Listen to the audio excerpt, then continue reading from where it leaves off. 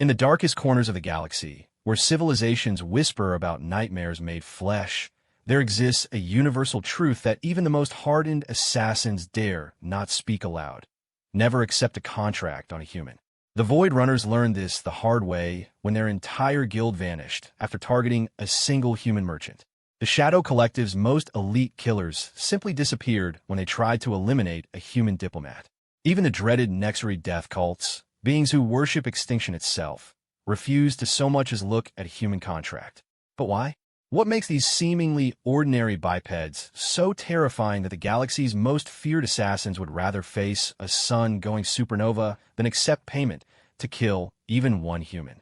The answer lies in a story that began with desperation, continued with curiosity, and ended with the kind of terror that reshapes how an entire galaxy thinks about life, death, and the thin line between civilization and something far more primal. This is that story. This is why even now, in the quiet spaces between stars, professional killers check twice before taking any job, making absolutely certain their target isn't human. Because those who didn't check are no longer around to warn others. The galaxy learned, but the lesson came written in blood, screams, and the kind of silence that follows when something human decides that enough is enough. The Obsidian Lounge sat in the deepest levels of Kepler Station, where the artificial gravity felt heavier and the air tasted of recycled desperation. Neon signs flickered in languages that most civilized species had forgotten, advertising services that most civilized species pretended didn't exist. This was where the galaxy's killers came to do business, and business was always good. Zektar adjusted his environmental suit as he walked through the smoky haze that perpetually filled the establishment. The Vrex assassin had been in this game for over 2 decades, long enough to know which tables to avoid and which drinks wouldn't leave him blind.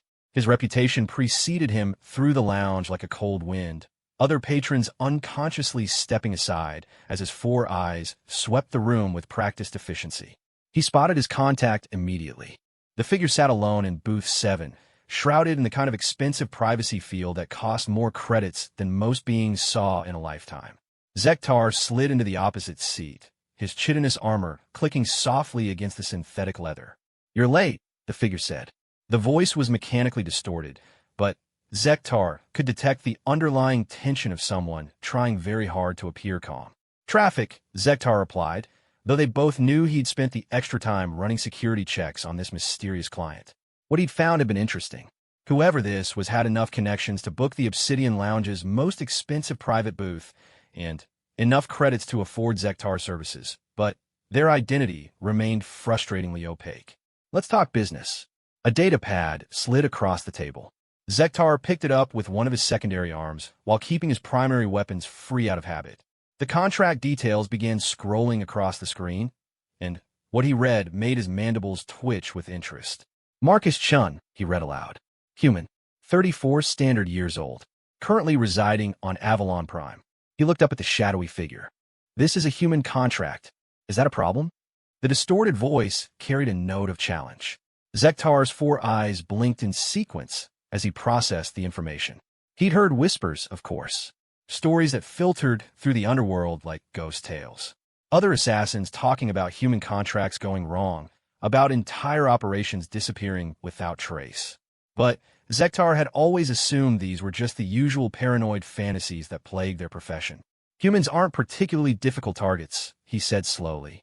"Physically unremarkable. No natural armor. No enhanced senses. No psychic abilities. Standard bipedal physiology with obvious weak points." He paused, studying the data, though I noticed the payout is quite generous. 50 million credits. The client values discretion and efficiency. 50 million credits. Zektar had killed senators for less. Corporate executives, crime lords, even a minor planetary dictator, and none of those contracts had paid half as much. The human in the photograph looked utterly ordinary. Brown hair, brown eyes, average height and build. He could have been any of the thousands of humans that work throughout this sector of the galaxy. "What did he do?" Zektar asked. "Does it matter?" The assassin's mandibles clicked thoughtfully. In his experience, when clients were reluctant to explain motivation, it usually meant one of 2 things. Either the target was innocent, or they were far more dangerous than they appeared. Given the payout, Zektar suspected the latter. "I've heard rumors," he said carefully. About human contracts, other professionals who've taken similar jobs. And they tend to disappear. The figure leaned forward slightly. Zektar of the Crimson Blade. 43 confirmed kills across 12 systems. Former military specialist with the Vrex Expeditionary Force. Your record suggests you don't disappear easily. Flattery mixed with comprehensive intelligence. This client had done their homework. Zektar found himself impressed despite his growing unease. The target appears to be a simple businessman, he observed, scrolling through Marcus Chen's public records. Import-export operations, mostly dealing in rare minerals. Clean legal record, no obvious enemies, no political connections. Why does someone want him dead badly enough to pay 50 million credits? Perhaps you should ask him before you kill him. The comment was meant to be dismissive, but something in the way it was delivered made Zektar pause. He'd been an assassin long enough to recognize when someone was hiding important information. The smart play would be to walk away, find another contract, avoid whatever complications this job might entail. 50 million credits, though. That was retirement money. That was enough to buy his own ship, his own planet if he wanted. That was enough to never have to sit in another smoke-filled bar negotiating with mysterious clients who hid behind privacy fields. I'll need full intelligence reports, he said finally. Security assessments, travel patterns, known associates. And half the payment up front. Already prepared. Another data pad appeared on the table. The down payment has been transferred to your usual account. Zektar picked up the second pad and began reviewing the intelligence package. What he read should have been routine. Marcus Chun lived alone in a modest apartment in Avalon Prime's commercial district. He worked regular hours, ate at the same 3 restaurants, had a gym membership he rarely used, and seemed to live the kind of aggressively normal life that most humans apparently preferred. But there were gaps in the data. Small ones, but noticeable to someone with Zektar's experience. 3-hour periods where Chen's location couldn't be confirmed. A gym membership that showed irregular but intense usage patterns. Financial records that suggested income slightly higher than his business could reasonably generate. Interesting, Zektar murmured. The timeline is flexible, but the client prefers completion within 30 standard days. 30 days to travel to Avalon Prime, conduct surveillance, plan the kill, execute it, and disappear. More than enough time for a professional of Zektar's caliber, assuming no unusual complications. Accepted, he said, pocketing both data pads. The figure stood to leave, then paused. A word of advice, Zektar. Whatever you think you know about humans, forget it. They're not what they seem. Nothing ever is in this business. No, the voice carried an odd note that might have been sympathy. But with humans, the difference between appearance and reality can be significant. The privacy field flickered off as the client departed, leaving Zektar alone in the booth. He sat for several minutes, processing the conversation and reviewing his decision. 50 million credits. More than enough to justify whatever minor complications this Marcus Chun might present. Around him, the Obsidian Lounge continued its eternal dance of predators and prey, deals made in shadows, and lives bought and sold like commodities. Zektar had been part of this world for so long that he rarely thought about the ethics of what he did. Killing was a service like plumbing or data analysis. Some beings needed other beings dead, and professionals like him fulfilled that need. But as he stood and made his way toward the exit, Zektar couldn't shake the memory of his client's final warning. The distorted voice had carried something he rarely heard in this business: genuine concern. Not for Zektar's success, but for his survival. The trip to Avalon Prime would take 5 days by commercial transport, or 3 days if he used his personal ship. Zektar chose the faster option, partly for efficiency and partly because he wanted time to review the intelligence package more thoroughly. Whatever secrets Marcus Chun might be hiding, Zektar intended to uncover them before making his move. As his ship left Kepler Station's docking bay, Zektar pulled up the target's photograph again. Marcus Chun stared back at him from the screen, smiling slightly in what appeared to be a corporate headshot. Brown hair, brown eyes, completely unremarkable features. The kind of face you'd forget 5 minutes after meeting. The Vrex assassin had killed beings who could bench press a hover car, who could read minds, who could manipulate matter at the molecular level. He'd eliminated targets, protected by armies, hidden in fortress worlds, surrounded by the most advanced security systems credits could buy. None of them had worried him the way this ordinary-looking human was beginning to. But 50 million credits was 50 million credits, and Zektar had never failed to complete a contract once accepted. Whatever made humans supposedly dangerous, he would adapt. He always did. The ship's computer announced their departure from Kepler Station's gravity well. Course laid in for Avalon Prime. Estimated travel time, 67 hours. Zektar settled into his pilot's chair and began studying everything the galaxy's databases could tell him about humanity. What he found was curiously contradictory. Humans have been part of the galactic community for less than a century. A remarkably short time compared to most species. They'd emerged from their home system with technology that was adequate but unremarkable, social structures that seemed chaotic but somehow functional, and an apparent desire to spread throughout the galaxy that other species found either admirable or concerning, depending on their perspective. Physically, humans were exactly as unremarkable as they appeared. Known natural weapons, limited sensory capabilities, relatively fragile bone structure. They lived short lives compared to most galactic species, rarely more than 100 standard years. Their reaction times were adequate, their strength modest, their intellectual capabilities solid, but not exceptional. Yet something about them had spawned an entire mythology in the galaxy's underworld. Stories of human contracts going wrong, of experienced assassins simply vanishing, of entire criminal organizations deciding that humans were off-limits targets. The tales were always vague, always secondhand, always lacking the kind of concrete details that might explain what exactly made humans so dangerous. Zektar spent hours reading through databases, news reports, and intelligence summaries. The more he learned, the more confused he became. By every objective measure, humans should have been among the easier targets in the galaxy. Yet clearly, something was causing even the most experienced killers to avoid them entirely. Perhaps it was simply a matter of numbers. Humans did tend to form tight social bonds, and they had spread throughout the galaxy with impressive speed. Maybe killing one human meant dealing with the vengeance of many others. But that didn't explain why even the most cautious and professional assassins seemed to disappear when targeting humans. As the ship approached the halfway point to Avalon Prime, Zektar made a decision. He would proceed with the contract, but he would do so with extreme caution. Extended surveillance, multiple escape routes, and absolute attention to detail. Whatever had happened to other assassins who'd taken human contracts, it wouldn't happen to him. The photograph of Marcus Chun continued to stare back at him from a screen. Such an ordinary face. Such an unremarkable target. 50 million credits worth of dead human. Assuming Zektar could figure out what made this particular contract so dangerous. The ship's navigation system chimed softly, announcing course corrections as they entered the Avalon system. Soon, Zektar would begin learning exactly what the galaxy's whispered warnings about humans really meant. He had no idea that Marcus Chun was already aware of his approach, or that the mild-mannered businessman was currently standing in his apartment, staring out at the stars with an expression that would have given the Vrek's assassin nightmares. Some lessons Zektar was about to discover could only be learned the hard way. Avalon Prime sprawled beneath Zektar's ship like a glittering web of lights and possibility. The planet served as a major trade hub for this sector, hosting representatives from dozens of species and processing enough commercial traffic to make one assassin's arrival completely unremarkable. Perfect hunting ground for someone in his profession.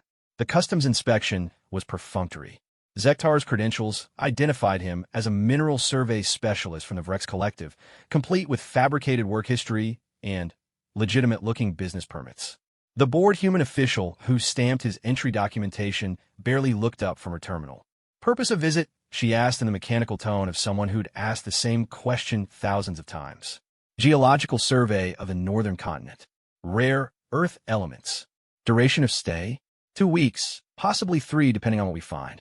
She handed back his documentation without further interest. "Welcome to Avalon Prime." Next, Zektar made his way through the spaceport's crowded terminals, noting security camera positions and emergency exit routes out of habit. The mix of species was typical for a trade world. Humans naturally, but also Altarian merchants with their crystalline skin, hulking banthic laborers, a few ethereal traders whose forms seemed to shift in peripheral vision. Standard galactic civilization, nothing threatening or unusual. He took a ground transport to the commercial district where Marcus Chun worked, choosing a hotel 6 blocks away from the target's office building. Close enough for easy surveillance, far enough to avoid accidental contact. Zektar checked into his room using the same false identity, then immediately began establishing his operational base. The first step was always reconnaissance. Zektar spent 3 days learning Marcus Chin's routine, noting patterns and potential vulnerabilities. What he discovered was exactly what the intelligence package had promised: a man of aggressively normal habits. Chin arrived at his office every morning at exactly 8:30 local time. He ate lunch at the same deli 3 days out of 5, alternating with a small restaurant that specialized in human cuisine. He left work between 6 and 7 in the evening, stopped at a grocery store twice a week, and spent most of his free time in his apartment reading or watching entertainment programs. On the surface, it was the kind of predictable schedule that made an assassin's job almost insultingly easy. But Zektar had been in this business too long to trust surface appearances, especially given the warnings about human contracts. He extended his surveillance, looking for the patterns beneath the patterns. That's when he began to notice the inconsistencies. Marcus Chin's office was located in a building that housed dozens of small businesses, the kind of anonymous commercial space where entrepreneurs rented cheap offices and tried to build their fortunes. Chin's company, Stellar Mineral Acquisitions, occupied a modest suite on the 14th floor. But when Zektar ran discrete scans of the building's security systems, he discovered something interesting. The 14th floor had military-grade electromagnetic shielding. Not the standard business security package, but the kind of protection that cost more than most small companies earned a year. The building's structural plans, which should have been public record, contained classified sections that required security clearance to access. More intriguingly, Marcus Chin's daily routine occasionally included those 3-hour gaps that had appeared in the original intelligence report. Periods where he would enter his office building, but not appear in any of the public spaces, where his personal communication device would go offline, where even sophisticated surveillance equipment seemed unable to track his movements. Zektar began to suspect that Stellar Mineral Acquisitions was not exactly what it appeared to be. On his 4th day of surveillance, he finally saw something that made his mandibles click with concern. Chin was leaving his office at his usual time, walking toward the building's main exit with his typical unhurried pace. But as he passed a reflective surface near the lobby, Zektar caught sight of the man's eyes in the reflection. They were scanning the area with the systematic precision of someone conducting counter-surveillance. Not the casual glances of a paranoid civilian, but the practiced sweeps of a professional who knew exactly how to spot someone watching him. Marcus Chan was aware he was being observed. More than that, he was analyzing his observer. Zektar immediately changed his surveillance approach, switching to remote monitoring and electronic observation. If Chun was professionally trained, direct human surveillance would eventually be detected. Better to rely on technology and maintain distance until it was time for the kill. But technology, as Zektar soon discovered, had its own limitations when dealing with humans. The monitoring devices he placed around Chin's apartment building began malfunctioning within hours. Not failing exactly, but producing data that made no sense. Motion sensors would detect movement in Chin's apartment when building security cameras showed he was at work. Thermal imaging would show human-shaped heat signatures in rooms that visual surveillance confirmed were empty. Audio monitoring was even worse. The devices would pick up conversations that seemed to involve multiple people, but when Zektar analyzed the voices, they all belonged to Marcus Chun.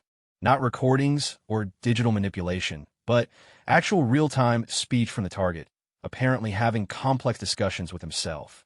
By the end of his first week on Avalon Prime, Zektar was forced to admit that this contract was unlike anything he'd encountered before. Marcus Chun was not the simple businessman he appeared to be, and whatever he was hiding was sophisticated enough to confuse even military-grade surveillance equipment. But 50 million credits was 50 million credits, and Zektar had built his reputation on completing impossible contracts. If conventional surveillance wasn't providing useful intelligence, he would have to take a more direct approach. He began planning the kill itself. Chun lived alone in a modest apartment, accessed through a building with adequate but not exceptional security. The target's daily routine provided multiple opportunities for elimination. The walk from his apartment to the transport station, the lunch break at predictable locations, the evening trip to the grocery store. Zektar chose a plan that emphasized simplicity and reliability. A small explosive device attached to Chen's personal transport, triggered remotely when the target was safely away from civilians. Clean, quick, and completely untraceable once the device components were vaporized by the blast. He spent 2 days acquiring the necessary materials through black market contacts, assembling the device in his hotel room using tools designed to leave no forensic evidence.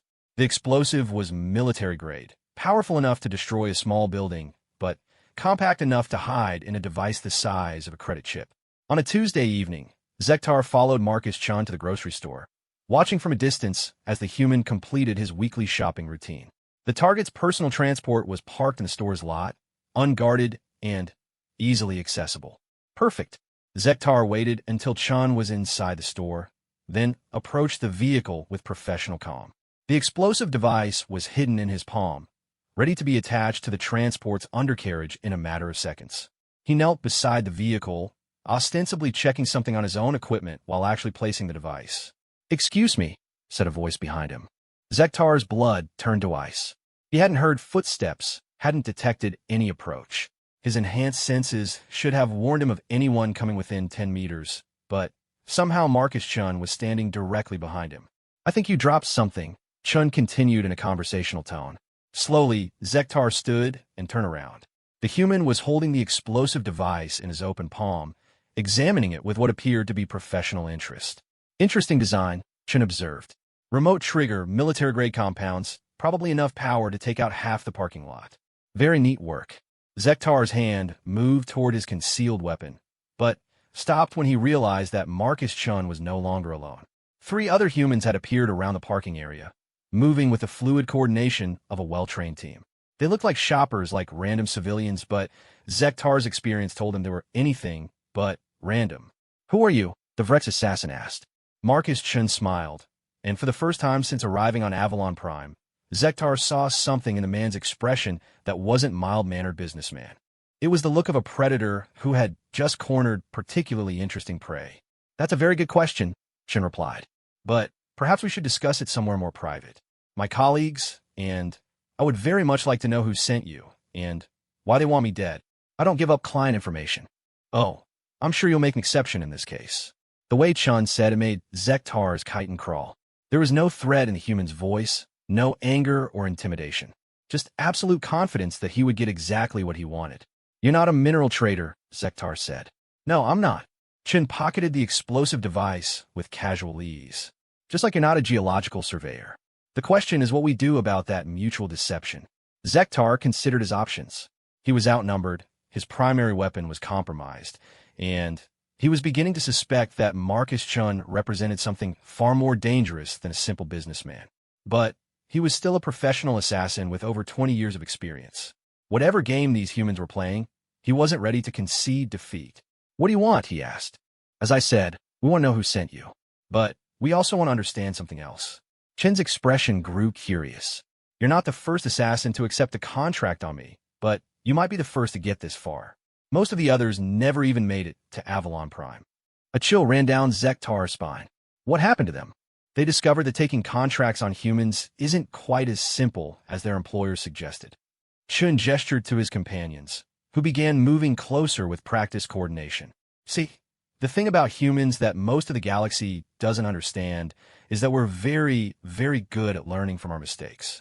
And killing us," Marcus Chun continued, "was a mistake that other species only get to make once." The parking lot lights seemed to dim as Zektar realized he was no longer the hunter in this scenario.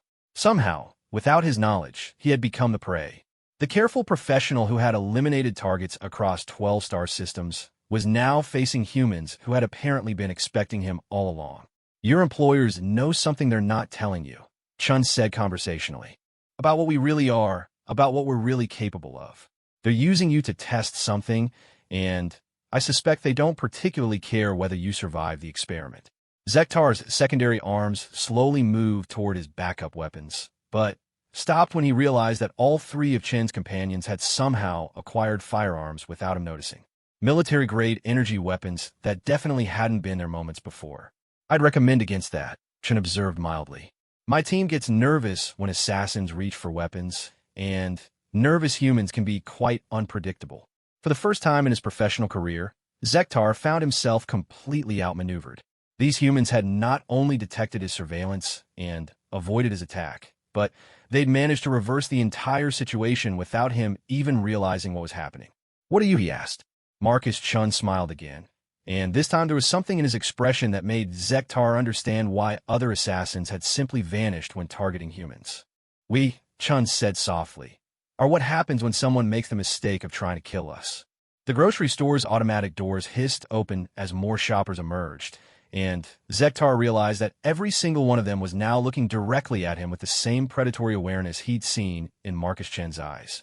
He had walked into a trap that had been waiting for him since before he'd even accepted the contract. 50 million credits had bought him a one-way ticket into a nightmare that was just beginning. The room Marcus Chun led Zektar to wasn't what the Vrex assassin had expected. Instead of an interrogation facility or military installation, it was a comfortable apartment above what appeared to be a small restaurant. The walls were decorated with human artwork and family photographs, and the furniture looked well-used but well-maintained. It felt like a home. But appearances, as Zektar was rapidly learning, could be devastatingly deceptive when it came to humans. "Coffee?" Chin asked, moving toward what looked like a kitchen area. "Or do Vrex prefer something else? I have several types of stimulants available." Zektar remained standing near the door, calculating escape routes and threat assessments. Chin's three companions had positioned themselves casually around the room, but their positioning blocked all the exits while maintaining clear firing lines. Professional work disguised as social gathering. "I don't understand what's happening here," Zektar said. "That makes two of us, actually." Chin returned with 2 cups, offering one to the assassin. "See, someone paid you 50 million credits to kill me, which suggests they either value my death very highly or they want to send me a very expensive message." Zektar accepted the cup, but didn't drink from it. "You're not concerned that someone wants you dead?" "Oh, lots of people want me dead. That's not unusual in my line of work." Chun settled into a chair, his posture relaxed, but his eyes alert. "What's unusual is someone hiring a professional assassin to do it. Most of our enemies prefer more direct approaches." "What is your line of work?" Marcus Chun smiled, and Zektar noticed that the human's companions shared the same expression. It wasn't friendly exactly, but it wasn't hostile either. It was the look of predators who were trying to decide whether their prey might be useful alive. "I work in threat assessment," Chun said. "Specifically, I help identify and neutralize dangers to human colonial settlements. It's a growth industry, considering how quickly we're expanding through the galaxy. Your intelligence services, among other things." Chun sipped his coffee. "The question is, who told your client that killing me was a good idea? Because either they have very poor intelligence, or they're testing something they don't want to test directly." Zektar's mandibles clicked as he processed this information. Intelligence operatives were dangerous targets, but not impossibly so. He'd eliminated government agents before, including several who'd been specifically trained in counter-assassination techniques. But the casual confidence these humans displayed suggested something beyond standard intelligence training. "What makes you think I'll tell you anything about my client?" "Because," said a new voice from behind him, "you're beginning to realize that your client may not have been entirely honest with you." Zektar spun around, reaching for his weapon by instinct. The movement saved his life, as the figure who had spoken was already inside the room, despite the fact that the door had never opened and all the windows were clearly secured. The newcomer was human, like the others, but there was something different about her. She moved with a fluidity that seemed to ignore basic physics, and when Zektar focused his enhanced senses on her position, they reported conflicting information. She was simultaneously 3 meters away and standing directly behind him, according to his spatial awareness systems. "How did you get in here?" he asked. "The same way we've been tracking you since before you left Kepler Station," she replied. "Humans have certain advantages that most species don't know about. Advantages we generally prefer to keep secret." Chun gestured to the newcomer. "Zektar, meet Dr. Sarah Hassan. She specializes in what we call difficult problems." Dr. Hassan settled into a chair that definitely hadn't been there moments before. Zektar was certain of that, just as he was certain that his enhanced senses were now providing him with completely contradictory information about the physical layout of the room. "Your employer," Hassan said, "specifically requested that you target Marcus, knowing that he's under our protection. They paid an extraordinary fee to ensure you'd accept the contract, and they provided intelligence that was accurate enough to get you here, but incomplete enough to get you killed. Someone wanted me dead? Someone wanted to test us. Chen corrected. You were just a delivery mechanism. The question is whether they wanted to test our defensive capabilities, our response protocols, or something else entirely. Zektar's 4 eyes blinked in rapid sequence as the implications hit him.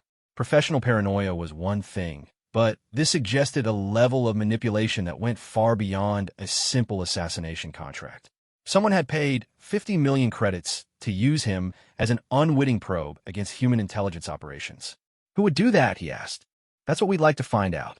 Hassan leaned forward, and Zektar noticed that her shadow fell in directions that weren't consistent with the room's lighting. But first, let me explain something about humans that your client apparently didn't mention. The air in the room seemed to shift, becoming thicker and more electric. Zektar's enhanced senses began reporting energy signatures that shouldn't exist, spatial distortions that defied explanation, and the growing certainty that he was no longer dealing with anything that could be classified as purely biological. When humanity first left Earth, Hassan continued, we were exactly what we appeared to be. Unremarkable bipeds with standard mammalian physiology. But humans have one trait that most species underestimate. We adapt. Not just culturally or technologically, but physically, biologically, fundamentally. What are you talking about? Evolution in real time, Chen said quietly. Most species take millions of years to develop new capabilities in response to environmental pressures. Humans do it in generations, sometimes in decades. And space, as it turns out, is a very demanding environment. Zektar felt his chitin beginning to itch, a stress response that usually preceded combat situations. But this wasn't combat. This was something far worse, the realization that his understanding of reality was fundamentally flawed. The humans you see in the core worlds, Hassan explained, the ones working in trade, diplomacy, and standard colonization, they're what we call baseline humans. Genetically and physiologically similar to our original Earth stock. But the humans working in frontier regions, in deep space operations, in threat assessment roles. She gestured to herself and her companions. We've changed.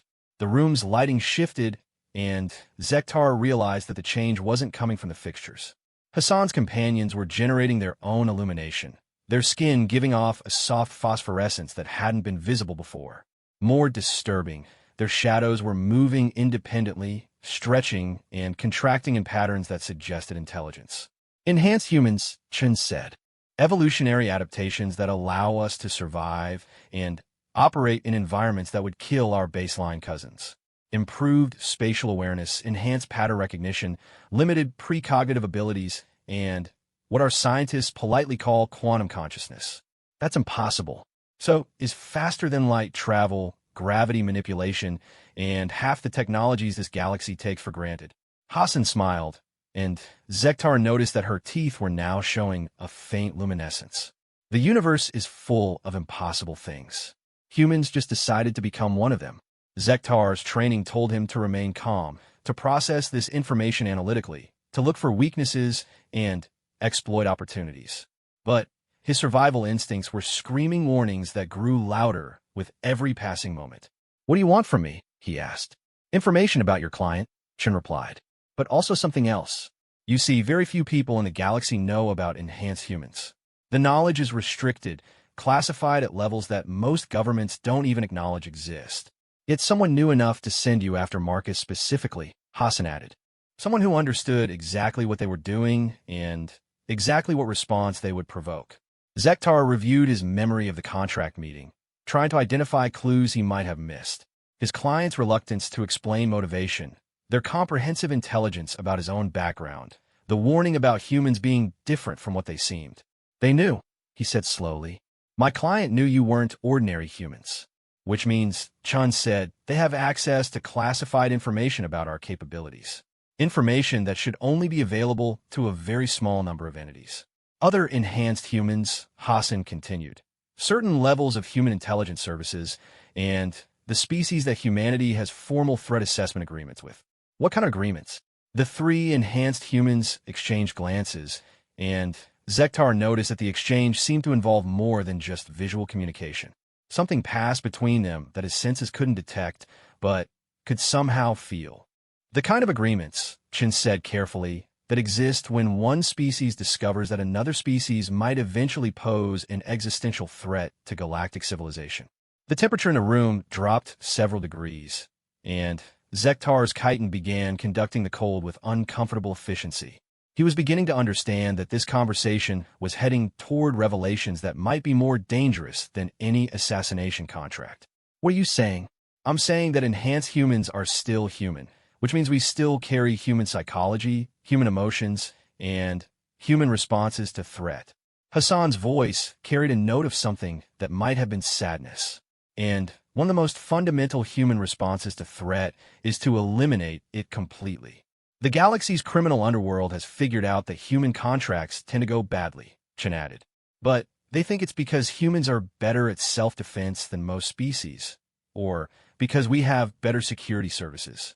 They don't know the real reason, which is, when someone tries to kill a human, Hassan said quietly, especially an enhanced human, we don't just defend ourselves.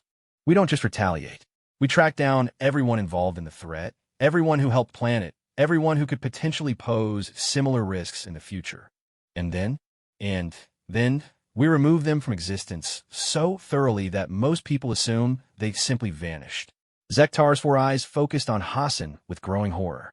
You're talking about genocide. No, Chinkarektiv. We're talking about prophylaxis.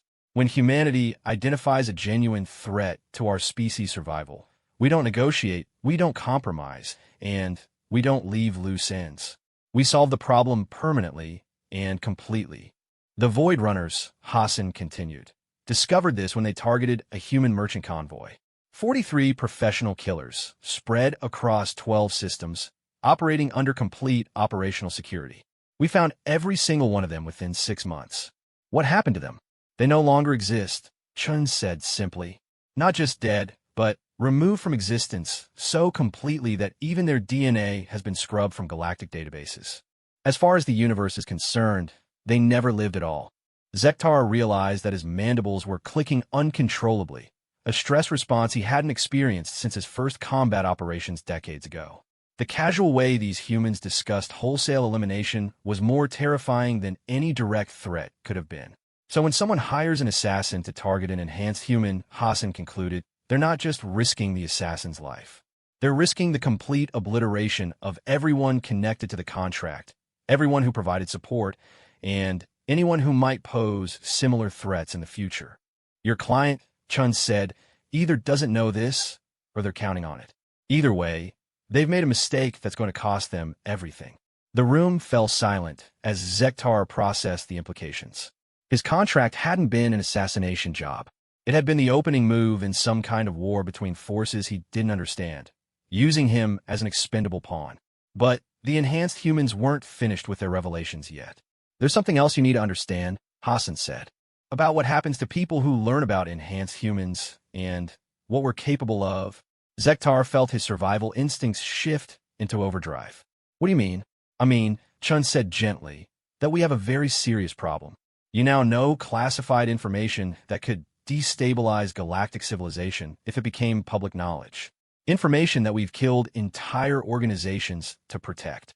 But we also need that information to spread to exactly the right people, Hassan added, to serve as a warning about what happens when someone decides that killing humans is a good idea.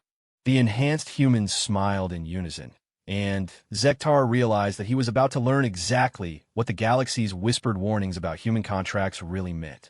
The silence in the room stretched for several heartbeats before Chin spoke again, his voice carrying a weight that seemed to press against Zektar's consciousness like a physical force. We're going to make you an offer, the enhanced human said. Not because we're feeling merciful, but because you might be useful as a messenger. Zektar's mandibles clicked nervously. What kind of message? The kind that prevents wars, Hassan replied. She gestured, and the air in front of her shimmered with what appeared to be holographic displays showing star charts, population centers, and strategic installations. Your client represents someone with significant resources and intelligence capabilities. They know about enhanced humans, which means they either have access to highly classified information or they're part of a group that's been conducting their own research. Research into what? Into whether humanity poses a threat that needs to be managed. Chen's expression grew cold. See, we're not the only species that's noticed human expansion patterns. We're not the only ones who've calculated where human growth will lead in a few generations. The holographic displays shifted, showing population projections, territorial expansion models, and resource utilization patterns. What Zektar saw made his blood chill.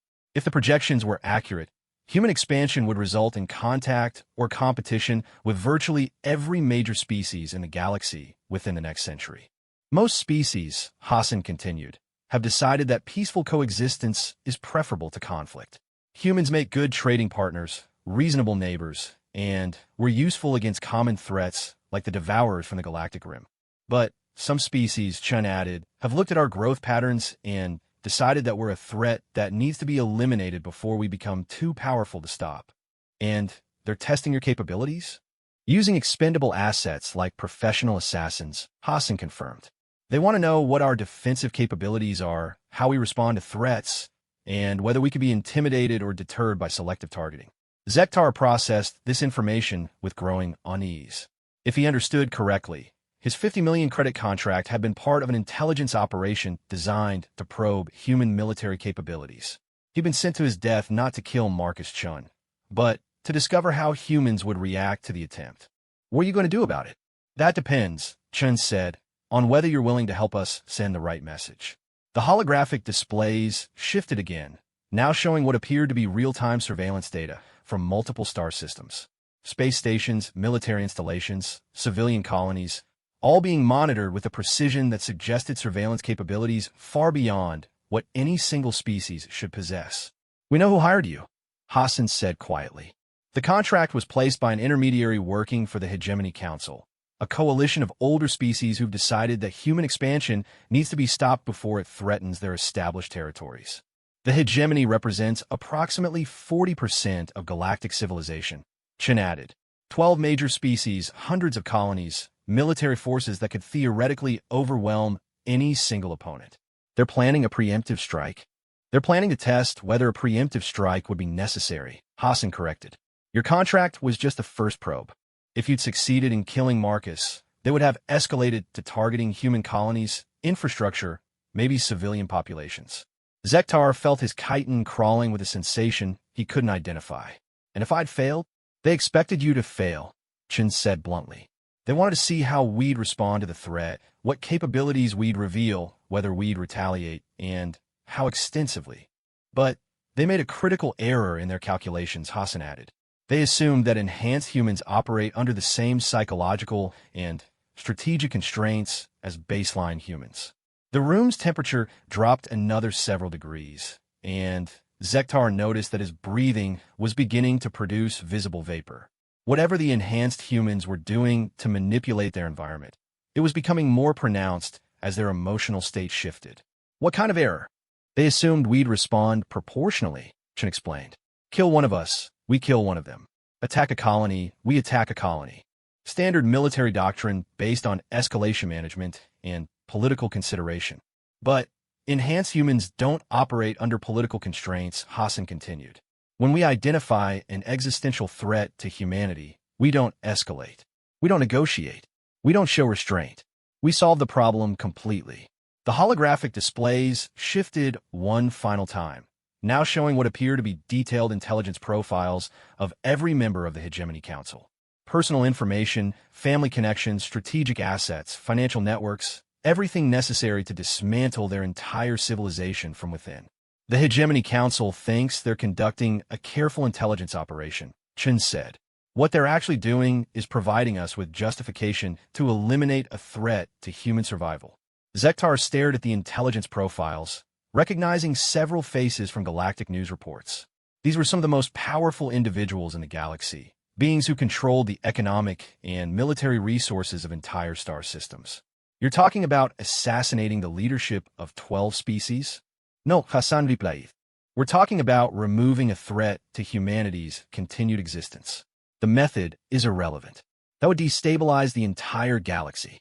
Temporarily, yes, but it would also ensure that no other species makes the mistake of treating humanity as a potential target for preemptive elimination. Chen leaned forward, his expression serious. This is what the galaxy's criminal underworld has figured out, even if they don't understand the details. When you threaten a human, you're not just risking retaliation. You're risking the complete elimination of everything and everyone connected to the threat. Which brings us to your choice, Hassan said. You can return to whoever hired you and deliver a very simple message. Or you can refuse, in which case we'll deliver the message ourselves through more direct means. Zektar's training told him to analyze the situation, calculate odds, identify possible escape routes. But every tactical assessment led to the same conclusion. He was completely at the mercy of beings whose capabilities he couldn't begin to estimate. What's the message? Tell the Hegemony Council that their intelligence probe has been noted and their threat assessment is complete. Chen's voice carried absolute certainty. Tell them that enhanced humans have classified their attempted targeting of human assets as a preemptive act of war. Tell them, Hassan added, that they have 72 standard hours to formally withdraw their threat assessment protocols and provide guarantees of non-interference with human expansion. And if they refuse, then the Hegemony Council will discover exactly why the galaxy's professional killers refuse human contracts. The holographic displays disappeared, leaving the room in ordinary lighting that somehow felt dim after the supernatural illumination that had accompanied the enhanced humans' demonstrations. But the sense of barely controlled power remained, pressing against Zektar's consciousness like a storm about to break. Why me, he asked. You could deliver this message through official diplomatic channels. Because diplomatic channels would allow them to dismiss the warning as bluffing, Chen replied. But a professional assassin returning from a failed contract carries a different kind of credibility. Besides, Hassan added, you've seen what enhanced humans are capable of. When you describe our abilities to the Hegemony Council, they'll understand that this isn't diplomatic posturing. Zektar reviewed everything he'd witnessed over the past few hours. The casual manipulation of physical space, the impossible surveillance capabilities, the comprehensive intelligence networks, the matter-of-fact discussion of eliminating entire civilizations. The Hegemony Council needed to understand what they were dealing with. What happens to me after I deliver the message? That depends, Chen said, on how seriously the Hegemony Council takes the warning. If they withdraw their threat assessment and provide the requested guarantees, Hassan explained, then you'll be free to return to your usual profession with a very lucrative story to tell about why human contracts aren't worth any amount of money. And if they don't, the enhanced humans exchanged another of their silent communications, and Zektar felt the temperature drop even further. Then you'll have front-row seats to watch what happens when enhanced humans decide that a threat needs to be eliminated, Chen said quietly. But either way, Hassan added, you'll survive. Professional assassins who refuse human contracts are useful to us. They spread the right kind of warnings to the right kind of people. Zektar realized that he was being offered something that rarely existed in his profession, a guaranteed survival outcome. Not safety exactly, but the promise that as long as he delivered the message and stayed away from human targets, he would be allowed to live. I'll need proof, he said. Something that demonstrates your capabilities to people who won't believe verbal reports. Chun smiled, and this time the expression carried genuine appreciation. Smart. The Hegemony Council is going to want verification that we can actually do what we're threatening. Hassan gestured, and a small device appeared on the table between them. It looked like a standard data storage unit, the kind used for complex information packages. Complete intelligence profiles on every member of the Hegemony Council, she explained. Personal information that should be impossible to obtain, strategic assessments that should be classified above their own security clearance levels, and detailed analysis of their individual weaknesses. Plus, Chen added, real-time surveillance data from their personal residences, private meetings, and classified communications from the past 72 hours. Zektar picked up the device, noting that it was warm to the touch and seemed to vibrate with contained energy. This is enough intelligence to bring down their entire coalition. Yes, Hassan agreed, which is why it will serve as proof that enhanced humans have capabilities the Hegemony Council doesn't understand and can't defend against. When you show them that data, Chan said, they'll realize that we've been watching them since before they hired you. They'll understand that their secret councils, their classified planning sessions, their most secure communications have all been compromised from the beginning. And They'll understand that if we can gather this kind of intelligence, we can act on it. Zektar secured the device in his equipment pack, noting that his hands were shaking slightly. Professional assassins dealt with fear as an occupational hazard, but this was something beyond fear. This was the realization that he'd stumbled into forces that could reshape galactic civilization. How do I contact them? Return to Kepler Station, Hassan instructed. Your original contact will find you within 6 hours of your arrival. Tell them you completed reconnaissance, but determined that the target was too heavily defended for a successful elimination. Tell them you need to speak with their superiors about alternative approaches, Chen added. When they bring you to the Hegemony Council, deliver the message and present the intelligence package. And then you wait to see whether they're smart enough to back down or stupid enough to escalate. Zektar stood to leave, then paused. What happens to enhanced humans if the Hegemony Council does back down? Do you continue expanding? Do you eventually threaten the rest of galactic civilization? The enhanced humans looked at each other, and for the first time since this conversation began, they seemed uncertain. That, Chun said slowly, is the question we ask ourselves every day. Enhanced humans are still human, Hassan added, which means we still carry all the psychological drives that made our species successful. Curiosity, ambition, territorial expansion, protection of our own. But we also carry human ethics, human empathy, and human understanding of the consequences of our actions. Zektar waited for them to continue. The truth is, Chun said quietly, we don't know what enhanced humans will become in a few generations. We don't know whether we'll remain recognizably human, or whether we'll evolve into something that other species should legitimately fear.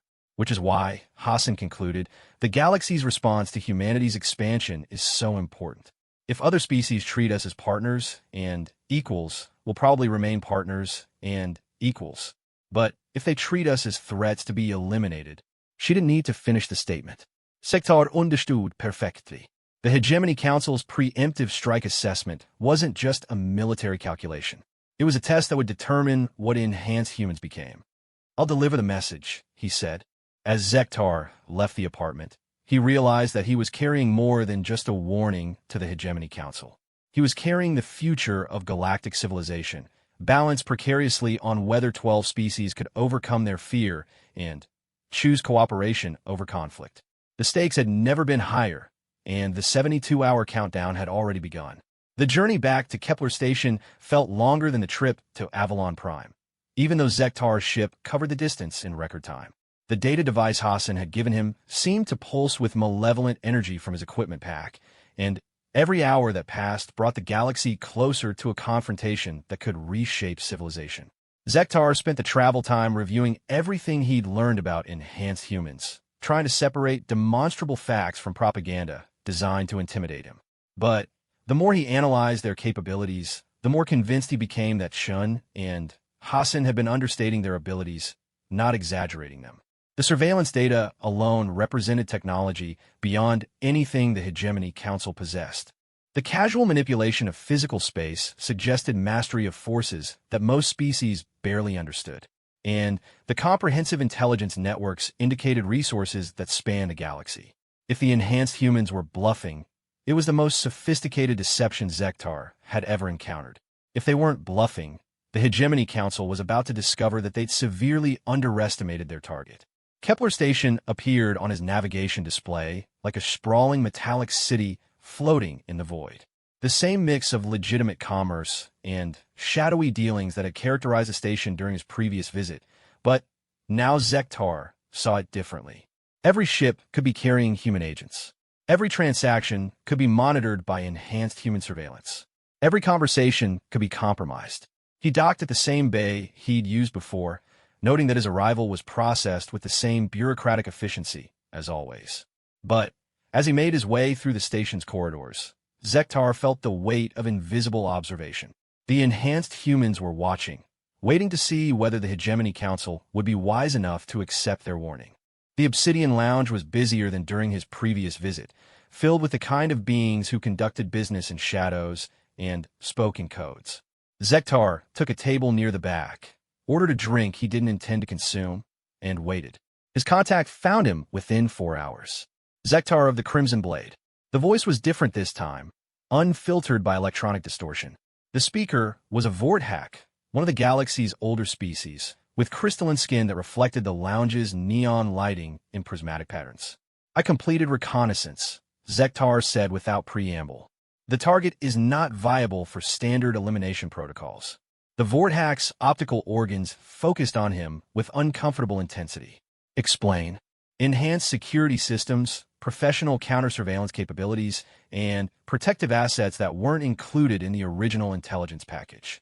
Zektar leaned forward, lowering his voice to match the lounge's conspiratorial atmosphere. This isn't a businessman. This is a military asset with resources that suggest significant government backing. What kind of resources? The kind that make assassination attempts extremely likely to fail and extremely certain to trigger retaliation. Zektar pulled out a smaller data device, one that contained carefully edited highlights from his surveillance attempts. Review this material. Then, tell your superiors that this contract requires a different approach. The Vorthack accepted the device, its crystalline fingers clicking against the metal surface. Different how? That's above my authorization level. I need to speak with decision-makers who can evaluate strategic options beyond simple elimination. For several minutes, the Vorthack studied the edited surveillance data. What it showed was enough to demonstrate that Marcus Chun was far from an ordinary target without revealing the full extent of enhanced human capabilities. Professional counter-surveillance, military-grade security systems, and the suggestion of significant protective assets. This is concerning, the Vorthack admitted. It gets worse. During my reconnaissance, I detected evidence that the target was aware of surveillance attempts and possibly aware of the contract itself. This was technically true, though Zektar didn't mention that Marcus Chun had been aware of his presence since before he'd arrived on Avalon Prime. Compromised operational security? Possible. Or the target represents capabilities that weren't anticipated in the original threat assessment. The Vorthack's optical organs dimmed as it processed this information. Compromised operations were always a concern in the assassination business, but targets who could detect professional surveillance suggested resources that went far beyond normal civilian capabilities. I will consult with my superiors, it said finally. Return to your quarters. You will be contacted within 12 hours. Zektar spent the waiting period in his rented accommodation, a modest suite in one of Kepler Station's residential sections. He used the time to prepare for what he suspected would be a much more complex conversation than his original contract negotiation. The enhanced humans intelligence package contained enough classified information to destabilize the galactic government, but it also contained enough strategic analysis to make clear exactly what enhanced human retaliation would involve. Complete elimination of Hegemony Council leadership, systematic destruction of their military assets, and absorption of their territories into human-controlled space. It was the kind of total war scenario that galactic civilization had managed to avoid for centuries, made possible by capabilities that no single species should possess. The contact came exactly 11 hours and 47 minutes after his meeting with the Vorthack. Not a communication, but a transport request directing him to Docking Bay 77 Alpha. Zektar gathered his equipment, secured the enhanced human intelligence package, and prepared to meet the beings who had manipulated him into this situation. The ship waiting at Bay 77 Alpha was nothing like the commercial transports or private vessels that typically used Kepler Station. It was a military-grade vessel with sensor-dampening hull plating and the kind of defensive systems that suggested its passengers valued privacy above convenience. Zektar was escorted aboard by security personnel who conducted the most thorough weapons scan he'd ever experienced. They found and confiscated his backup weapons, his emergency beacons, and even his standard communication devices. Whatever conversation was about to happen, the Hegemony Council intended to control every aspect of it. The ship's passenger compartment was designed for meetings, not transportation. A circular table surrounded by 12 chairs, each sized and configured for a different species. Holographic displays showed star charts and strategic assessments, while environmental controls maintained the atmospheric mix preferred by each participant. 11 of the chairs were occupied when Zektar entered. The Hegemony Council in person, representing some of the most powerful beings in the galaxy. He recognized several faces from news reports. Chancellor Vexhai of the Altarian Federation, Supreme Commander Thokran of the Bantha Collective, High Arbiter Silessa of the Ethereal Courts. These were beings who controlled the resources of entire star systems, who could order the deployment of fleets that numbered in the thousands, who had shaped galactic policy for centuries. And they were all staring at him with expressions that ranged from curiosity to barely contained hostility. Zektar, of the Crimson Blade. Chancellor Vexhai spoke first, her crystalline voice carrying the authority of someone accustomed to being obeyed without question. Our initial assessment suggested that eliminating a single human target would be well within your capabilities. The initial assessment was incomplete, Zektar replied, setting his equipment pack on the table. The target represents capabilities that weren't anticipated in the original intelligence package. What kind of capabilities?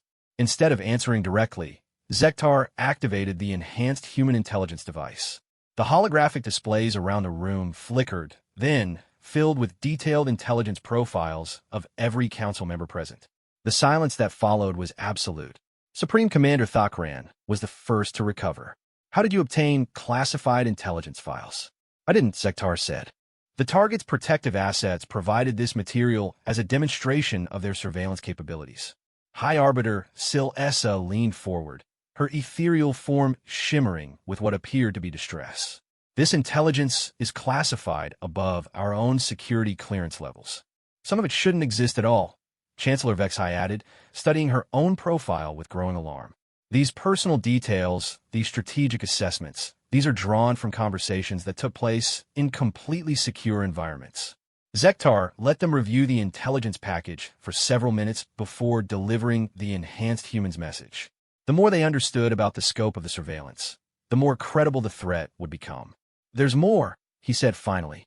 The holographic displays shifted to show real-time surveillance data from the past 72 hours. Classified meetings, private conversations, strategic planning sessions, all captured with perfect clarity from sources that should have been impossible to compromise. This is impossible, Supreme Commander Thakran said, but his voice carried uncertainty rather than conviction. The beings who provided this intelligence have a message for the Hegemony Council, Zektar continued. They've classified your attempted targeting of human assets as a preemptive act of war. Ridiculous, Chancellor Vexhai replied, but she was still studying the intelligence data with obvious concern. A single assassination contract doesn't constitute an act of war.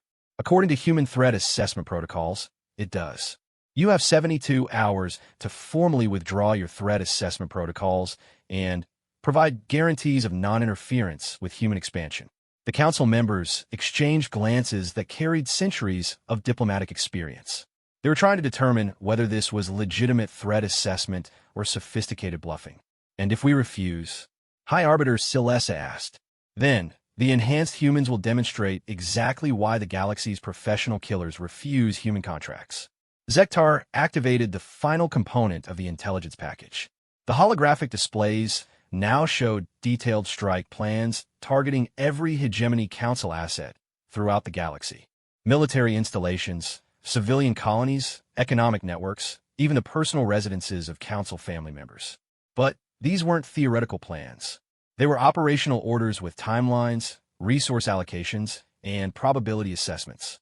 The enhanced humans had already positioned assets throughout Hegemony space, and were prepared to execute comprehensive elimination protocols within hours of receiving authorization.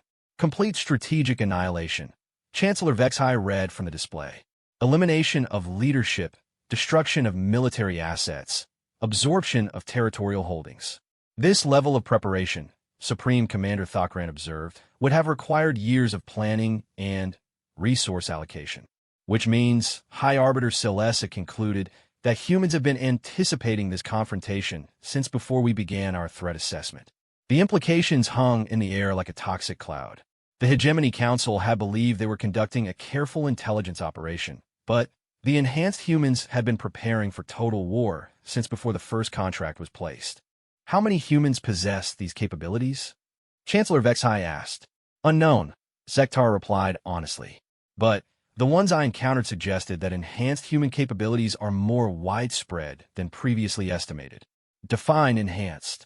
Zektar described his experiences on Avalon Prime, carefully editing out details that might compromise enhanced human operational security while providing enough information to make clear what the Council was dealing with. Spatial manipulation, impossible surveillance capabilities, and the casual discussion of eliminating entire civilizations. If accurate, Supreme Commander Thakran said slowly, these capabilities represent a fundamental shift in galactic power balance. The question, High Arbiter Celessa added, is whether we're dealing with a limited number of enhanced individuals or a species-wide evolutionary development. Either way, Chancellor Vexhai concluded, the cost of conflict would be catastrophic. The Council spent the next hour reviewing the intelligence package in detail, analyzing the enhanced human strike plans, and comparing them to their own defensive capabilities. What they found was not encouraging.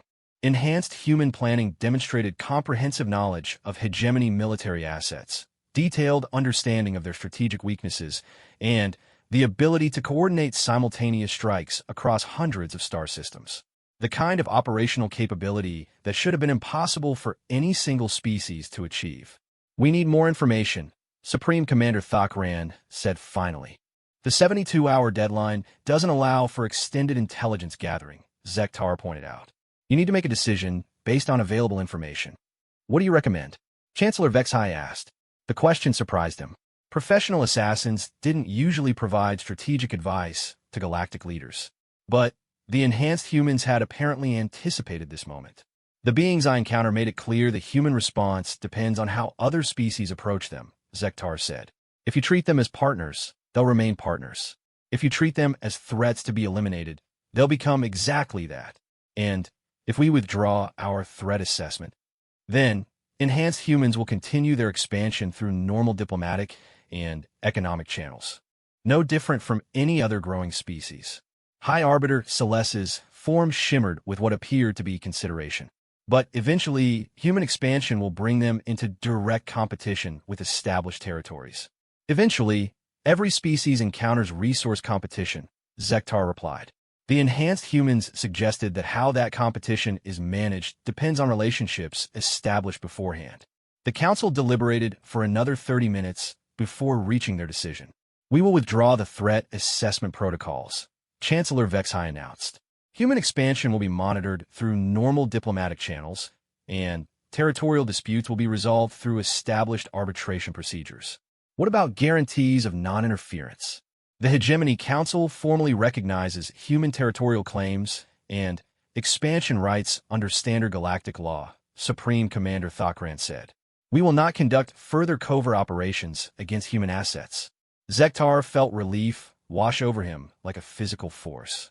The enhanced humans would get their guarantees, the Hegemony Council would avoid a war they couldn't win, and galactic civilization would continue its established patterns. How do I communicate this decision? Return to your original contract location, High Arbiter Celessa instructed. The enhanced humans will undoubtedly be monitoring for your return. As the meeting concluded and Zektar prepared to leave, Chancellor Vexhai approached him with a final question. Do you believe the enhanced humans would have actually carried out their threats? Zektar considered the casual way Chun and Hassan had discussed eliminating entire civilizations, the comprehensive intelligence gathering that suggested years of preparation, and the absolute confidence they displayed about the outcome of any conflict. Yes, he said simply. I believe they would have done exactly what they threatened. The return journey to Avalon Prime was uneventful, but Zektar spent the time reflecting on how close galactic civilization had come to a war that would have reshaped the galaxy. The enhanced humans had been prepared to eliminate 12 species to protect their expansion rights, and they'd had the capabilities to succeed. Marcus Chun met him at the spaceport, appearing with the same casual precision that had characterized their previous encounters. Well, the enhanced human asked. The Hegemony Council has withdrawn their threat assessment protocols and provided formal guarantees of non-interference with human expansion. Chun smiled, and for the first time since Zektar had met him, the expression seemed genuinely pleased rather than predatory. Excellent. Peaceful resolution is always preferable to the alternatives. Would you really have eliminated 12 species? If necessary to protect humanity's survival, yes. Chen's expression grew serious. Enhanced humans don't make idle threats. When we identify an existential risk, we remove it completely. What happens now? Now, human expansion continues through normal diplomatic channels. The hegemony species continue their own development, and galactic civilization avoids a war that would have been catastrophic for everyone involved. Chun handed him a data device. Payment for services rendered, plus a bonus for exceptional performance. Zektar checked the device's contents and found credits totaling more than twice his original 50 million contract fee. What's the bonus for? For helping prevent a war, Chun replied. The enhanced humans value beings who choose cooperation over conflict. As Zektar prepared to leave Avalon Prime for the final time, he realized that his failed assassination contract had become something far more significant. A diplomatic resolution that had saved galactic civilization from a war that would have consumed billions of lives. Within months, stories began circulating through the galaxy's underworld about the assassin who'd taken a human contract and lived to tell about it. But the stories, filtered through layers of rumor and exaggeration, carried a simple message that every professional killer understood. Human contracts meant certain death. Not because humans were impossible to kill, but because killing a human meant facing the kind of retaliation that would erase you from existence so completely that the galaxy would forget you'd ever lived. The enhanced humans had achieved exactly what they'd intended. A warning system that would prevent future assassination attempts while maintaining the secrecy of their true capabilities. And in the depths of space, where enhanced human facilities continued their quiet work on the next phase of human evolution, Marcus Chun and his colleagues monitored galactic civilization and waited to see whether other species would be wise enough to choose cooperation over conflict. The galaxy had learned its lesson, written in credits and whispered warnings rather than blood and warfare. Sometimes the most effective battles were the ones that never had to be fought. Even the killers refused because they understood that some contracts weren't worth any amount of money. Some targets were too dangerous to approach. And humanity continued its expansion through the galaxy, one peaceful system at a time, while enhanced humans watched from the shadows and ensured that no one would ever again make the mistake of treating their species as a target for elimination.